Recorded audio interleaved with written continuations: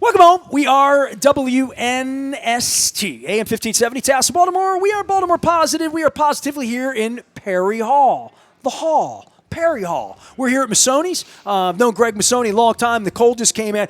She made me a crab cake, and she said to me, we don't have crab cakes on the menu there, but I'm going to make it. So she made, this is a Mama Massoni crab cake here. It's all brought to you by our friends at the Maryland Lottery. We've had a lot of activity with this guy here. Bill Cole is here from Cole Roofing and Gordian Energy. We have been sending out 1 a text, 2 a text, 3 a text, 4, 5 a text, 6 a text, 7%. We're losing football players. Friday night, this Maxx Crosby thing happens, and you sponsor the text service. So it's been boom, boom, boom, boom, boom, boom, little red lights going on. Let me see if Luke sent me anything else here as we sit here at Massoni's. I do like asparagus with my crab cake. I thought you were going to get some of that asparagus and get onto that. So, no, we haven't lost anybody yet. The Linderbaums and the Isaiah Likeleys, it's been. As a GM, if you give away 2 first-round picks, right? Does that mean that you don't have confidence in your picking? No, it means I need a damn pass rusher right now. And that's the only piece? And I'm not going to get one with the 14th That's the pick. only piece? And next year we're going to win the Super Bowl, so they're going to pick 32nd with that pick. Yeah. And, as I've said. I like that. I had JT the Brick on, and before he even got into it with me, he got into the, Saragusa laid on Gannon and gave it. Of course they did. Goose submitted that 100 times before he died. So they don't like us. Now they have our pick. Right. So they really don't like us, right? So, they need bad things to happen to the Baltimore Ravens so they can get a better pick out of that. I don't know that that's going to be the case, but I think the Ravens are a better football team. But part of that was Linderbaum for Maxx Crosby. And I'm like, so they traded it. That's a trade. And Luke's like, what the damn trade? They had 2 first-round picks in that deal. Right. So it wasn't really like that at all. I don't think, again, we've probably played the game where you talk about the O-line and the D-line as the unspoken heroes and really what takes you to the Super Bowl. So I don't know. I mean, I think he's pretty good. So they're going to miss Tyler Linderbaum. Yeah. They missed Matt Burke for years. I saw Jeremy Zuda play. I saw Gino Gradkowski. There's a reason they felt like they needed to use a first-round pick to protect Lamar. To have, center's calling out a Mike linebacker, and especially for us, that guy pulls as much as anybody. And that's okay. So when you're a young football coach, you're coaching high school, right? $million a year. We don't pull the center in high school football, He's the athlete. Right? Yeah. You pull the guard and the tackles, sure, but that guy. I think that's not great. Look, I don't disagree with the missing piece being the pass rusher. You think that positively affects everything it's else you're whack-a-mole, doing. though. Everything you do, correct. This is you taking somebody off of a roofing job who's your best guy and putting him somewhere else. It diminishes your first team. Hard. Right. You know what I mean? Correct. It's just where it is. Correct. But they have a salary cap, and you don't have that at Cole Roofing. Bill Cole's been our friend here for going on 30 years, and of course, this is technically we do have a salary cap, right? Because it's I have competition, and people can only pay so much for a roof, and then there's some other guy who'll do it cheaper. So all that modeling, what I can pay guys and what the crew costs and all that, that goes into the equation to figure out. So. Yes, there's no governing body that says this is the salary cap. The market creates the salary cap. Yeah. Same thing with sports radio. Yeah, it's fun. What I do here. It's fun. The roofing thing and the weather things, you want to get into any of that? Brutal. Yeah, it's been brutal. It snows 12 inches in Maryland. It's happened plenty of times in my life. But it's usually 50 degrees 3 days later, and the snow's gone. This one, it went to 20 degrees. It was 20 degrees for 2 weeks. There's not a damn thing you can do, right? No, yes. Do you go into the plowing business like everyone else? No, not too much. No? Not too much. Eventually, and then there were some cases where some customers were concerned about weight loads or the fact that there was another storm on the backside of that, and how does the water drain? How do you do this where you have a job halfway in and a foot and a half snow just shows up on your work, literally? You just don't do anything for a while. That's what you do. Literally. Yeah. It's like COVID. Yeah, kind of. For roofs. Well, COVID, we worked. COVID, we were essential. No, but yeah. So but it's worse than COVID. Worse than COVID. Yeah, absolutely. Well, I think the same thing would be true for Massoni's. We get a foot and a half of snow, the parking lot, nobody can get here, nobody can get out. You can't sell meatballs.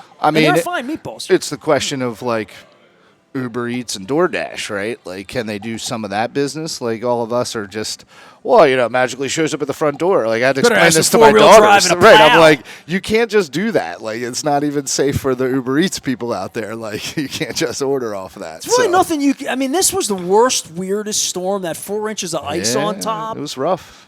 It was rough. You know, look, every winter is tough for us. Like, we're always chasing a 12-month year. I'm always, like, pushing my people, like, we need to find stuff to do during the winter. Move the business to, like, Florida. And we do some internal, I'm looking around here to see if there's, you know, like, we do some internal metal work sometimes, like that little stand over there. So we'll do, if we can find work like that, it's good. My guys are good, right? And then we spend the whole year, like, digging out of the hole that we created, because I need my guys when the weather breaks. So, you know, like, I got to find stuff for them to do. You can only sweep the shop so many times, right? Right. So we stay busy. Send them over to me. We'll do some AI research together next winter. Bill Cole is here. We're at Massoni's. You know, what do you have on your mind? I'm about to do a little getaway here for a little bit to get my head away from things. You said to me before we go on, you want to do the Iran thing? What do you want to do? Like, what's on your mind? What's on my mind is, like, how far this is going to go with the Epstein files and courts and this obvious criminal. I mean, I don't know what else. I mean, it's, to everyone else around the world, it's disgraceful. It would be laughable if they weren't dropping bombs and trying to claim Greenland and threatening Colombia and just. I don't know what to say. It's gone off the rails for me. I'm not shocked by that. I'm not. You were very worried about me 3 weeks ago being obsessed with it or whatever, but it's sort of like, this can't stand. Not upset. This can't stand. Right. Not upset with you. Just, I'm always searching for action, you know, and, like, in these discussions, we can never get to action. Well, there's a No Kings rally in 2 weeks, right? Like, yeah, I get it.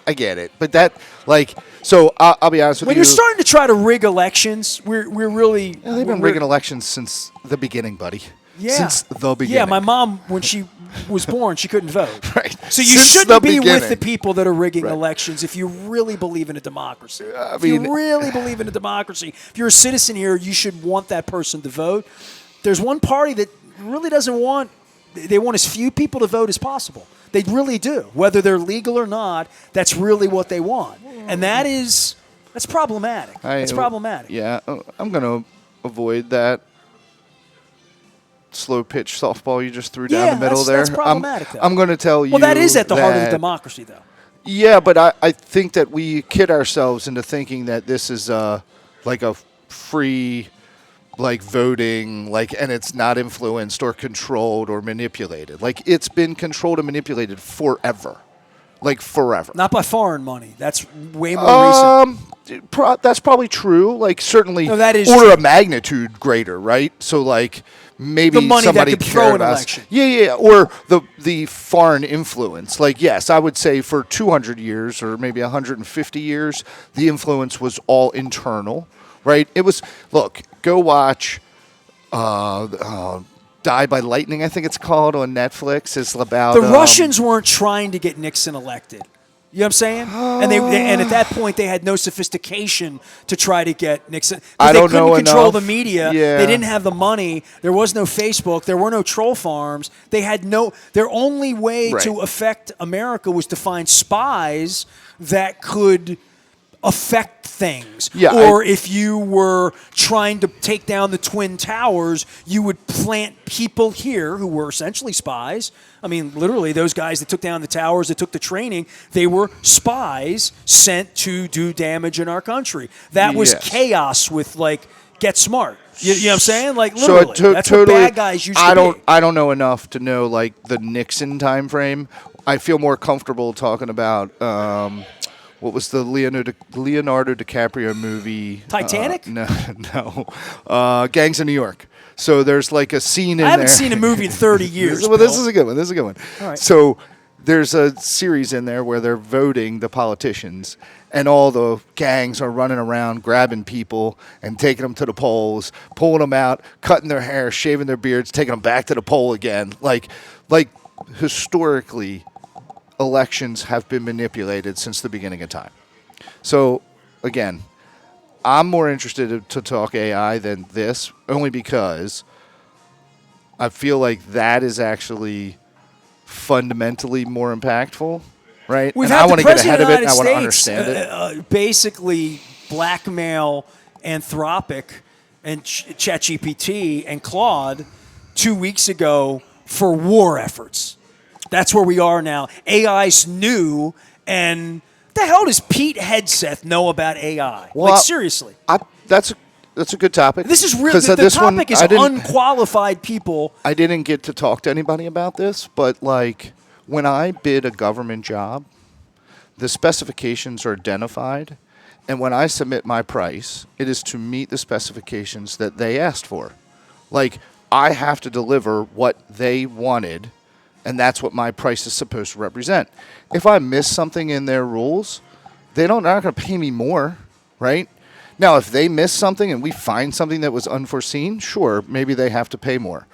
But fundamentally, there was a contract, and there was like a proposal, and somehow, like when the government gives me the contract to sign, if there's a clause in there that I don't like, do you think they entertain negotiations around that clause? And I'm like, oh, I don't really think this is fair. We should scratch this out. They're like, yeah, okay, see ya. We'll go to the next guy. But somehow the terms of service of Claude were used in this contract. So that's almost like letting the vendor dictate terms to the government, which in my universe doesn't exist at all. So how do the terms of service of the AI platform end up in a contract when the government is saying we want AI for these reasons, it needs to be able to do this, of which whatever war, whatever the things are that they want. I mean, part of the argument was like it seems to be too woke or whatever. It's kind of crazy and that you can create something that could blow the world up, though. I mean, the whole thing's crazy, right? That's why I'm saying that's more interesting to me, and the articles that I'm reading are all about well, this. Well, that's and, where we get into like, Facebook and Twitter, and Nazi Boy buying Twitter a couple of years ago and completely wrecking it for political reasons, all of his money because he cared that much about. And now we find that he's in the Epstein. We find that these people really are criminals in a general sense, and they're using government to shield their criminality, especially in regard to Epstein. But in regard to like buying and selling government contracts and how much money and influence you could have, the Twitter thing was about, and Facebook as well, about buying your mind, right? That's where the Russians, they had no ability to do that in 1965, 1985, Cold War. The internet has been weaponized from an ideological standpoint. Sure. It's what Trump is. I mean, and now AI is going to alter videos. Right. And alter my lips that has me saying pro-Trump things, or or you pitching for your competitor, or it's a hockey stick. It's a hockey stick curve of change, right? So because that's how powerful the AI is, and we've been talking about this for a year. Even if you go back to those early days that you were talking about, there may have been influence, right? But it came in the form of pamphlets or like an article, right? That they could have gotten like the some Klan language. handing out pamphlets, something, not having a club online. Sure, correct. And then all of a sudden, you get the internet and the hockey not stick the Klan, starts. Worse than the Klan. Right. Like then you see Proud the hockey Boys, stick. guns. Right. Let's get together. So the internet opens that up. I had David Marks here an hour ago, right? And they had this problem at the mall. At White Marsh. You heard about that? They had kids problem. Sure. Taser, like whatever, right? Rumors, somebody got shot, nobody got shot, right? The internet, right?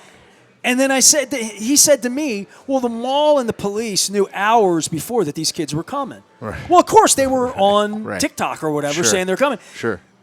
I said to him, we were little shitheads at the mall when I was a kid. Now, 100%. we didn't have guns, we didn't have but I lived across the street from East Point Mall. I am the rat that made the mall. And all my friends, we all got thrown out at various points for getting in the fountain, hitting on the wrong girl. We weren't there to shop. We didn't buy enough pizza and ice cream. We were loitering. Sure. There's a word for that, right? Yeah. So, and Joe Elliott's probably the number one. But we would go to the mall and have problems. But here's the thing that would happen in a neighborhood, right? Before, none of us had phone lines because our parents Some of the girls would get their own private. Remember, you had your own private line. Some kids in Yeah, school, sure. some girls would have their own line because they were on the phone all night and pissed their parents off, right? So they get a second phone line, right? Sure. Like literally, I'm going back to the 80s and the 90s. Oh yeah.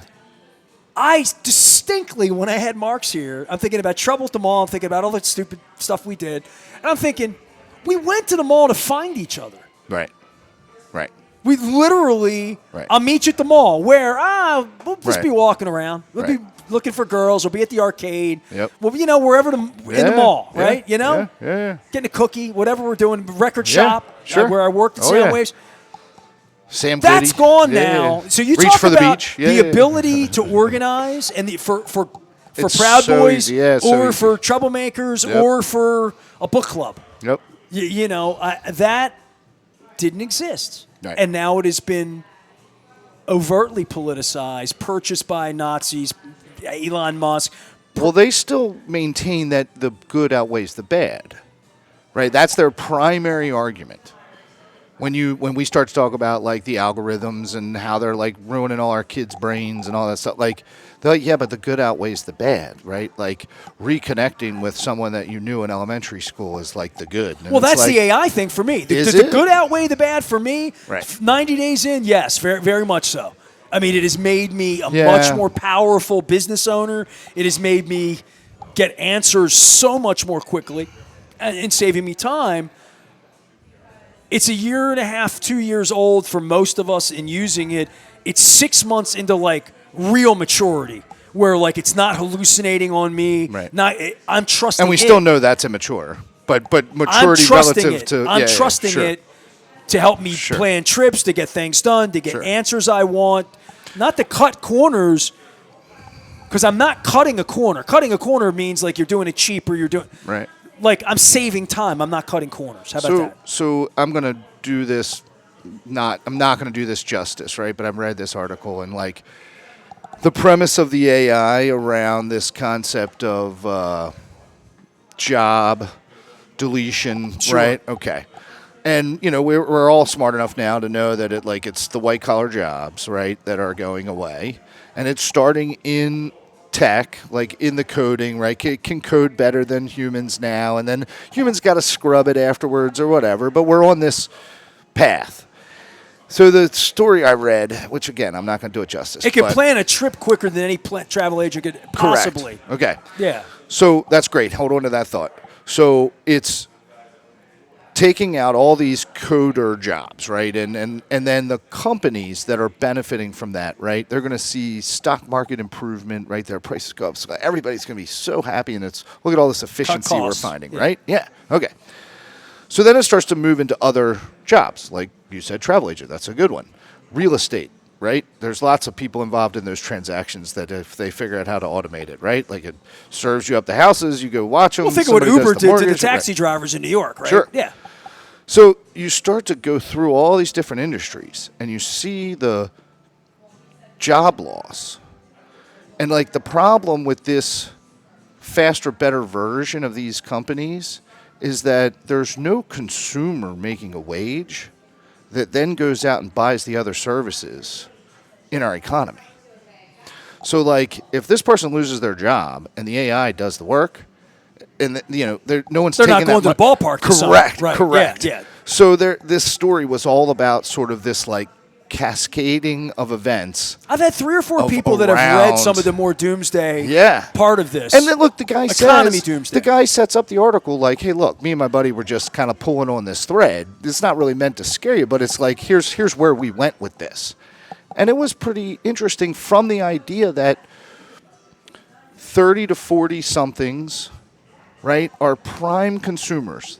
They make up the primary economy that exists because America is generally a services we're not exporters, right? We're importers. We're consumers. We buy all the crap. We don't really make a lot of the crap. We just buy it, and then we help each other fix the crap when the crap breaks. So like we are a service industry, a service economy.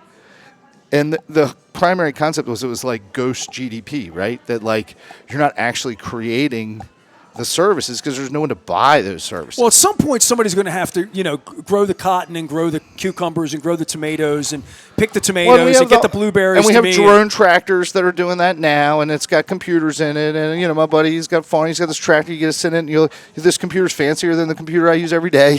He just kind of sits in there, and it kind of does the work. I've been in a car that drives itself. Yeah. So, this is moving fast. So if the AI can figure out which delivery service is willing to deliver your food cheapest, and then gets the order, and then the people bring it out to the Waymo and puts it in the front seat, and the Waymo drives it to your house. There's how many people just got cut out of that equation that were consumers?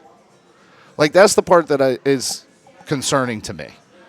Is like, if there's no exchange of value between humans, then what is the actual economy? Then that's not the basis for the current economy. Yeah, the economy as we envision it. Right? Sure, right. It's really fundamentally different. It's really sort of I don't get scared. So like every economist that I've ever listened to, all the futurists, all those people, right?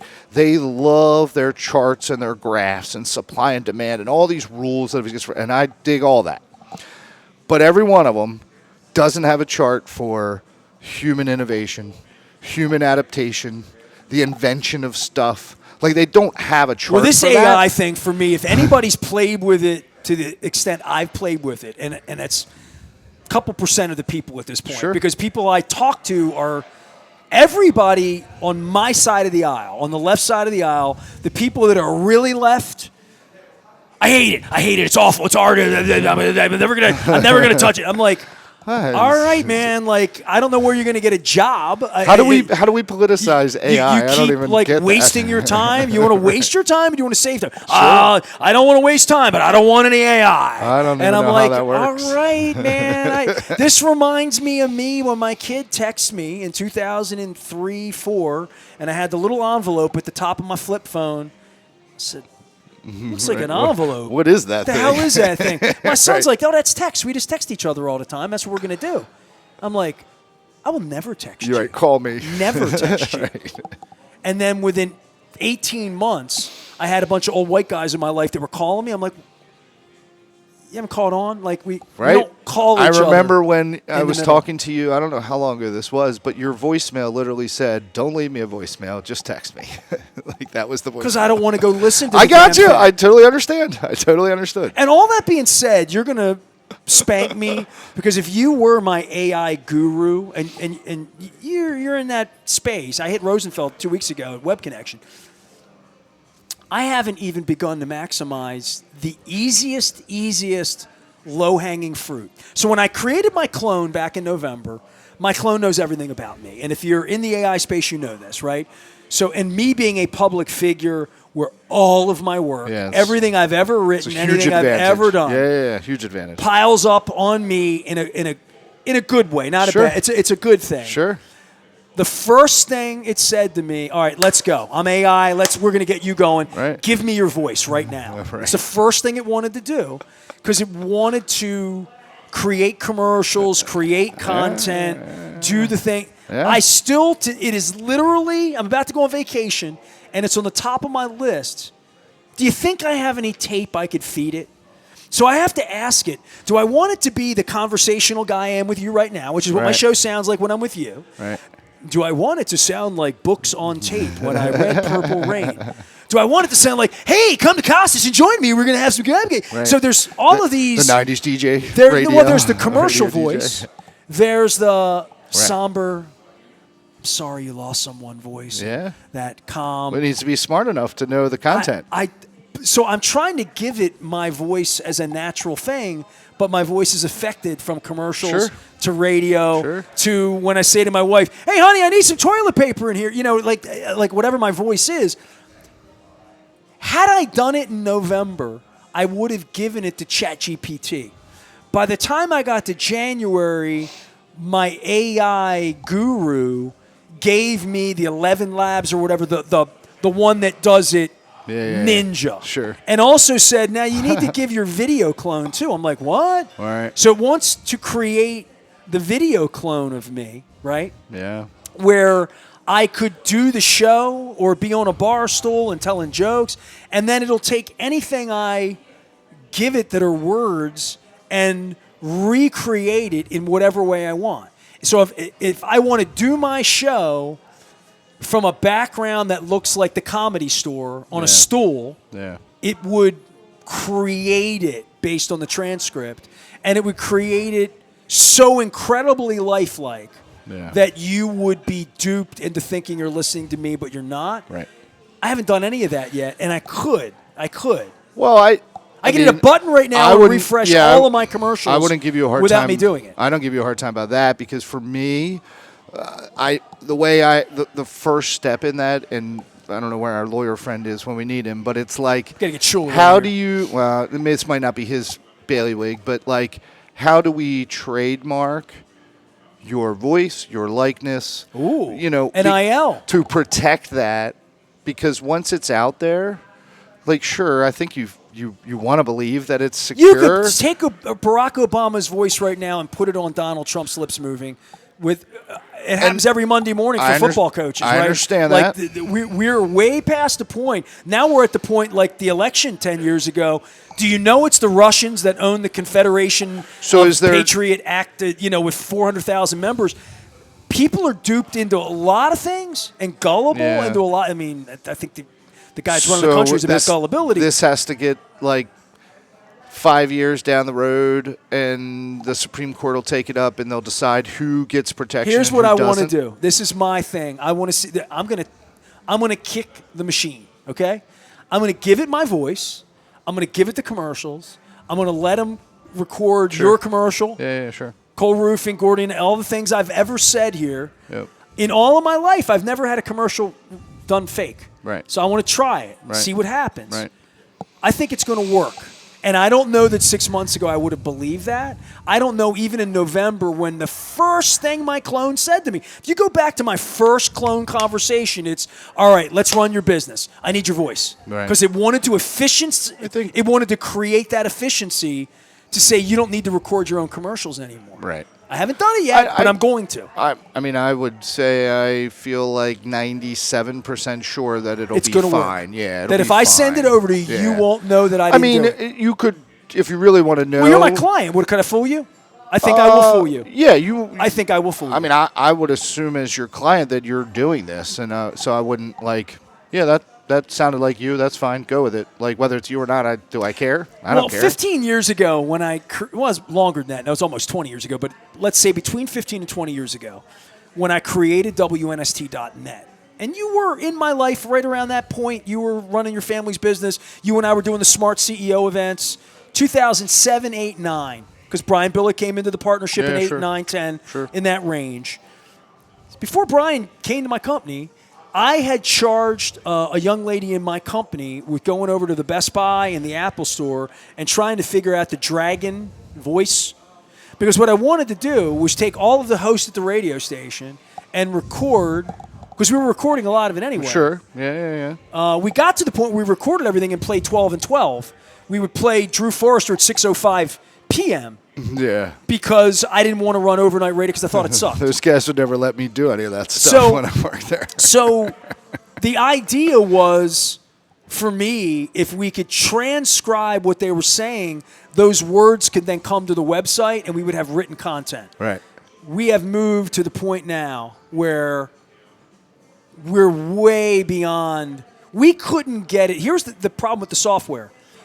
It wouldn't recognize everybody's voice individually. I could train it to do my voice, but it wouldn't. The other half of this conversation, it wouldn't transcribe. Yeah, I mean, that's worthless. I mean, today, like, people who have never had Zoom or Teams, like, the first time you're on, you're getting a notification to pick up whatever transcriber. It's going to know who everybody is. But meeting minutes and how that goes into running your company, that you can have a conversation with one of your senior managers, have it recorded down with a summary, and then send it to 15 people on his crew. Yeah. I'll tell you what's frustrating about that. People aren't using this really well yet because it's so new. And they're afraid of it. So I don't know why I haven't given the damn thing my voice and just said, go create the commercial. It's going to take me 5 minutes to do. I haven't done it yet. Probably, I keep using the horse car scenario. Is like probably why everybody held on to horses for a while, right? Like I know this, that's scary.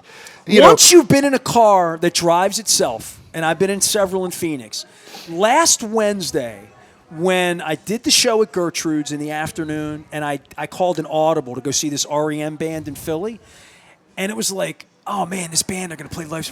I'm into it. Yeah. Tickets were $50. I'm like, all right, and I could move it, and I could get out of Gertrude's early enough. And my wife, we moved the Dan Roderick show, and like we're going to do it. And I'm like, oh man, I'm so excited. I'm so awesome. I got home. I got on the road, and I swear to God, I got on the road at 6:15, and I'm driving to Philadelphia to see a concert, which I've done 50 years of my life. Sure. And I got to White Marsh, and I called my wife, and I said, I don't really want to drive. Like, I want to go to the show. Right. I don't mind the time investment. I want to read my effing phone right now. Yeah. I want to take a little nap. Right. I want to get caught up because I've been working all day. I got stuff to do. I want to open my laptop, and I want to be a Gucci bitch. I want to have somebody drive me. Right. I want a limo ride is what I want. Sure. And why can't I have it? And I'm thinking to myself, just live long enough, dude. Because when you're 67 and you're going to see the next Zeppelin cover band in Philadelphia that's great, right.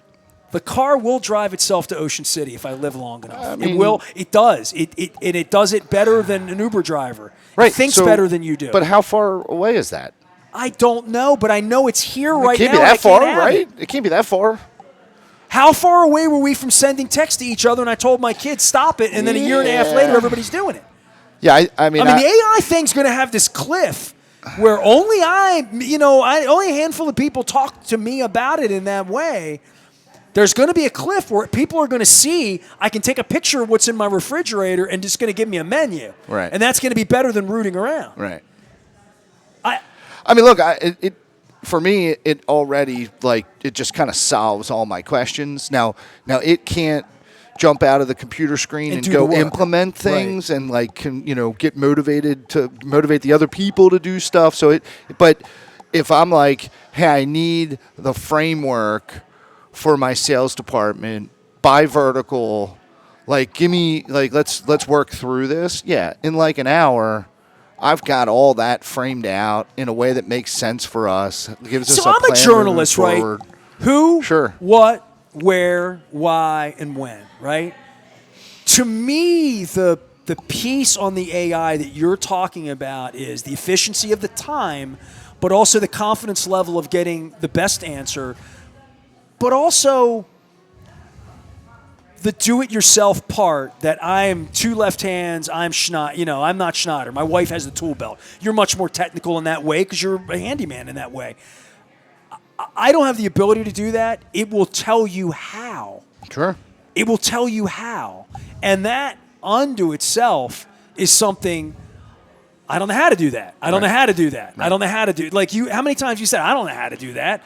It will show you how to do it, even if it's coding a frigging website, coding an app that may be my big vision and my big dream for this business.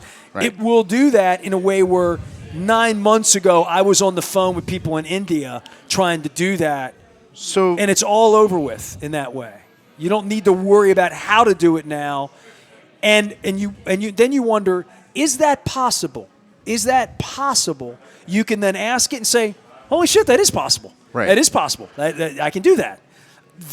That part of it was the mystery of why I would go to an encyclopedia or go to the library, look that up. Right. How do I do that? Go to library. Like literally, read a book on that. You got to read a book on how to do that. Right? You don't have to read the book anymore. So read the book and tells you how to do it. But that's the societal change, fundamental change, that is sort of in that conversation of the consumer and what we were talking about earlier. Like it used to be, okay, in your neighborhood, if you were the guy that went down to the library and got the book on bike repair, guess what? You got to repair everybody's bikes because you were the only one that read the book, right? Then the internet came out, and it was like, okay, some people will read a little bit. They're willing to do a little bit. You're still the expert, right? You at this point, you've now seen, 4,000 bikes in your day, so you know how to repair them better than everyone. You're not doing too many chain replacements these days because YouTube can help me do that. But like any kind of like real bike repair, people are still going to bring it to you because you're better at it than I am. it's a convenience thing. It's still part of this consumer I economy. always say to my wife, if something's broken, the roof's broken, you're fixing it. Right. So now I've taken away the need to go to the library, the need to have the information. It's literally going to tell me step by step. And then I guess the scary part for me is... It's give me a list of all the tools I need. Right. List When that thing has an arm that it operates too, like out the side of Dude, my I'm computer. packing for a trip here this like week. Now I'm like, it's okay. telling me it knows the weather where I'm Right. going. It knows how many days I'm You going. might be a little it's chilly. It's telling me even where I'm going to have to do laundry based on, because when you travel now, it's tough. the suitcase itself is $100 every time you get on a plane. Yeah. Right? I mean, Sure. like it's crazy. So I'm packing light, and it Right. knows, but it knows. This is the first time I'm 57 years old. I'm taking a trip where it's literally telling me it knows what can fit in a suitcase. It knows I'm a medium and not an extra large. Right. Like it knows how much the shirts weigh. Yeah. It knows whether I'm going to break weight or not. So basically, it's like an Amazon function for, shipping my clothes on a trip. It's a little too nuanced in that way, and you can go a little crazy with it.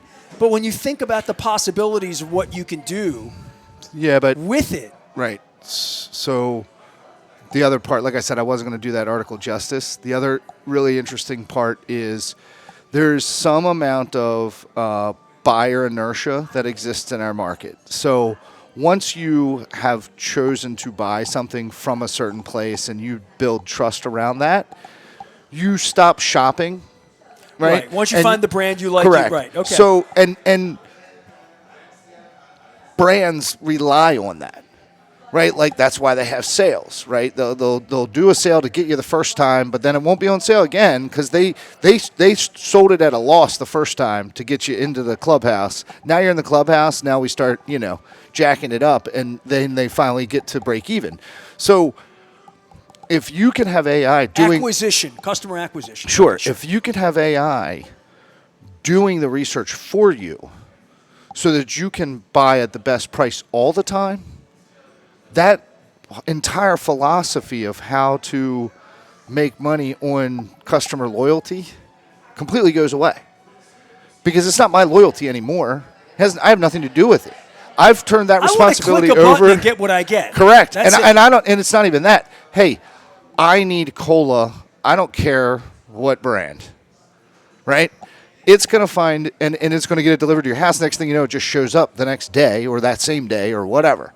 And you paid the least price because it found the least price. You've paid the least delivery service, because it can do all that. This was like super what fast. was that hotel thing 20 years ago that came along where everybody would bid on the hotel? The Mr. Spock, not Spock, the other one was doing it. Priceline, yeah, I mean, sure. that was Any of those. revolutionary. Yeah, sure. Trivago or whatever. Yeah, whatever those type of auctions are. Yeah. Look, I don't know.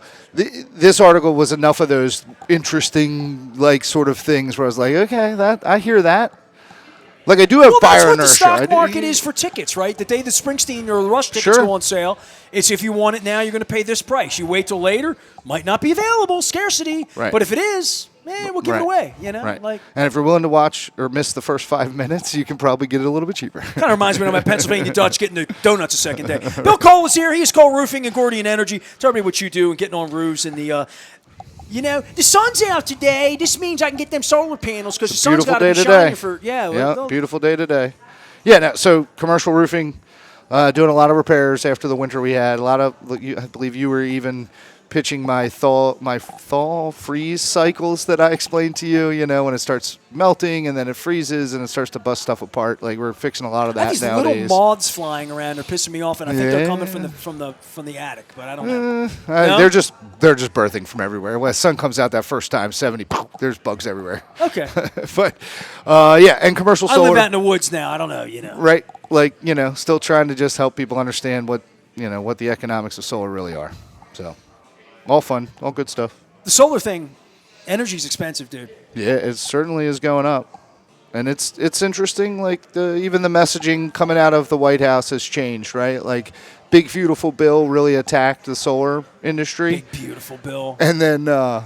can't wait for him to be in prison. And then the messaging, like somebody maybe figured out that, we really need a lot more electricity. And... I mean, the ways, AI thing is ways to get electricity, solar's the fastest to deploy. Now, look, and sometimes it still takes us 2 or 3 years to get through all the permitting and all the kinds of challenges that we have. But you know how long it takes to, like, start a nuclear plant or start a wind farm, like any of that stuff, right? Other than ugly, what's the downside of solar? Does it wreck babies? Is it like the windmills that give you cancer? Yeah, Bullshit? no. Like total lies?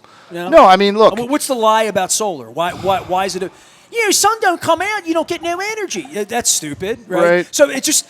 Well, it's not that sun doesn't come out. It's that, well, what happens at night? And it's like, okay, I hear that. Like, we're not taking you off the grid, right? We're just going to supplement when the sun comes up, right? Like, we're going to generate power when the sun's up. In most cases, the way that's designed is like the meter actually spins backwards during the day if you're not using it at all. And then at night, you're pulling back in and it spins the regular way. So, I don't understand that, but that's on our next episode. We'll do that. We're generating lots of electricity. This restaurant is closed 1 day a week, right? We're generating a whole bunch of electricity. Nobody's using it inside. It's going to push it out to the grid. The meter, which normally spins this way, is going to spin backwards. Oh, so you're giving it back. You're banking it. Yeah. Okay, all right. Operates like a bank. Okay, it's called right. net metering, right? And then you come back in Never the next heard you day. use that term. You turn it on, and it starts drawing. We got everything smart. going. That's smart. Sure. That makes sense, right? It's Distributed like putting water generation. in your well, basically. Yeah. Yeah. Very much so. Okay. Yep. So that's good. Like, the argument of solar, or where I will concede some deeper conversations, is like when we're using farmland to put solar panels all over it. Like, we do a lot of that work. Like, that makes a lot of sense. Like, if you have a house in the woods, how are you ever getting solar? Well, you're not. You're going to buy solar generated from some farm over here. So there's a place for it. I like to think about it as like distributed generation. So that would be put it on top of the restaurant so the restaurant can consume it right here. That's like the most efficient scenario. We have billions of square foot of open roof space. We don't do anything with that space. If I have an acre of land and I throw this parking lot and I live here and I put solar panels in my backyard, nobody knows, nobody cares, it's in the woods, nobody can see it. Could that pay for a mortgage, or is it not that much money in regard to how much? Can you become a little power company in that way? Generally speaking, no, because okay. the regulatory structure won't allow you to sell enough. Like, you're going to be offsetting usage. That's the most But the efficient. $800 a month or $1,000 a month I'm using that to run the radio station, we might be able to get to that kind of number? Sure, or you can definitely get to that number. That the goal would be to build it so that's a zero-sum game for you. So I would pay one time X tens of thousands of dollars and never have an electricity bill again. Correct. That is when there's what enough. What the hell are we waiting for, Bill? Right, Let's when go. there's enough area, yes. All I mean, right. it doesn't always work out All that right, way. well, if but it makes yeah. any sense to you or your business, call this guy. I'll say this. You can trust him. I mean, yeah, it's not right for everybody. We know that, Yeah. right? Like, we get to know as quick as possible, right? all right, we're going to talk about your whoop the next time. It's all brought to you by the Maryland Lottery, our friends at GBMC. Maybe they can give me a whoop over at GBMC.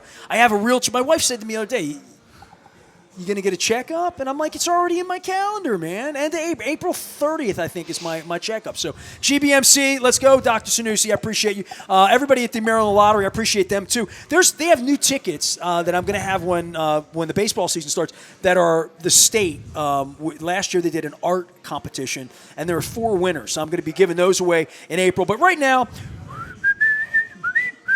Well, I met you through basketball. That was pretty good. I met you through basketball, good, yeah. right? Yeah, Harlem Globetrotters. This has been a lucky batch. Lady over here won 3 Had we bucks. won the championship last time we talked, or we were getting ready to go to playoffs, weren't we?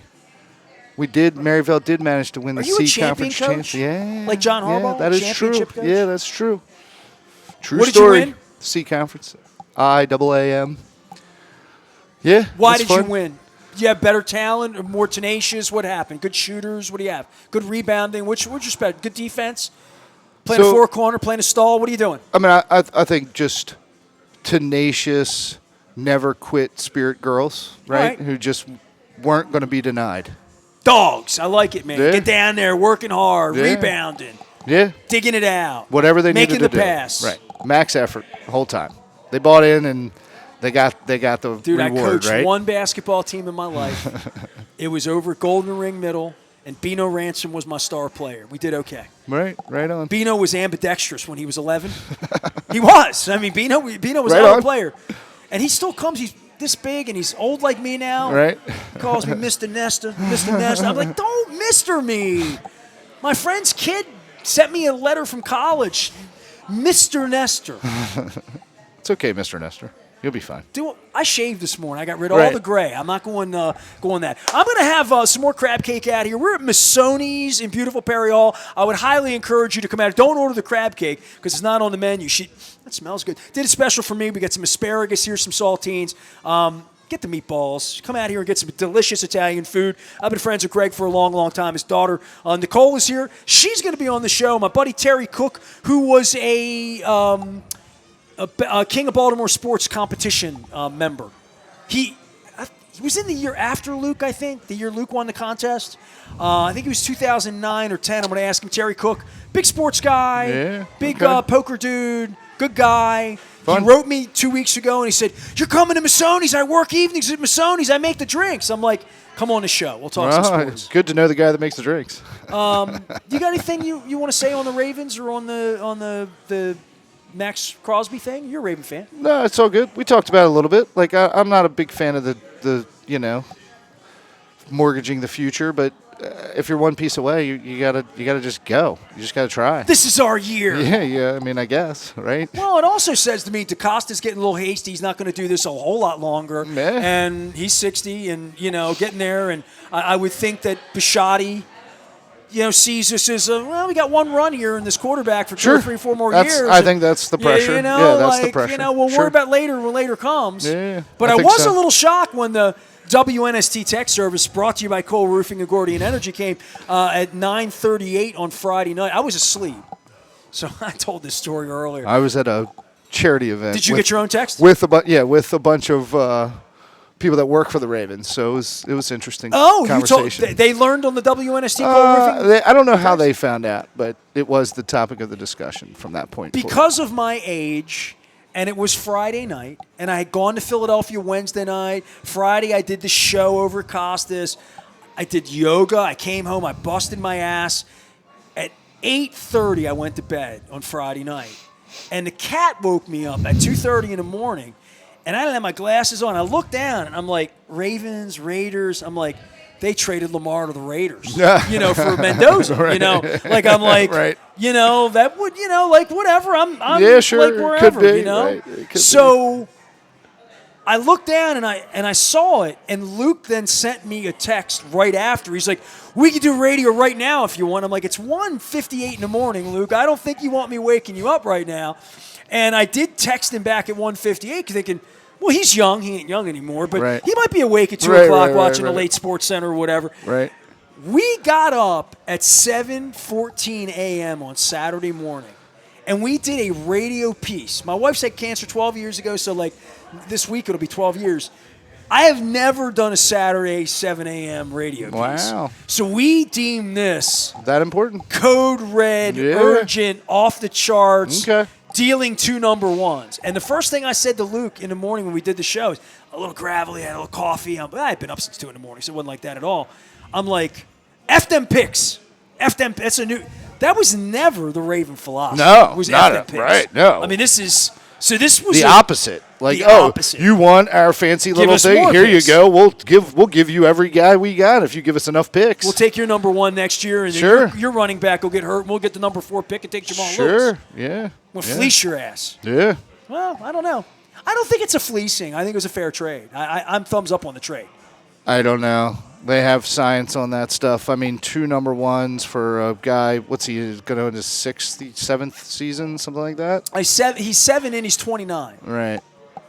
I mean, we'll see, right? I think pass rushers can last a long time. I had to think about this at 7:30 in the morning on Saturday because it's all hazy to me. The first segment Luke and I did, I'm like, hold on, dude, stop everything. I'm thinking out loud now. Forget the quarterbacks. How long is he signed for? Well, they're going to extend him. Sure. He's got 2. They're going to. Okay. He just signed the deal. Oh, okay. He's a year into his deal. Okay. He's here. Yeah. He's here. Okay. But you have to pay him $35 million a year. Right.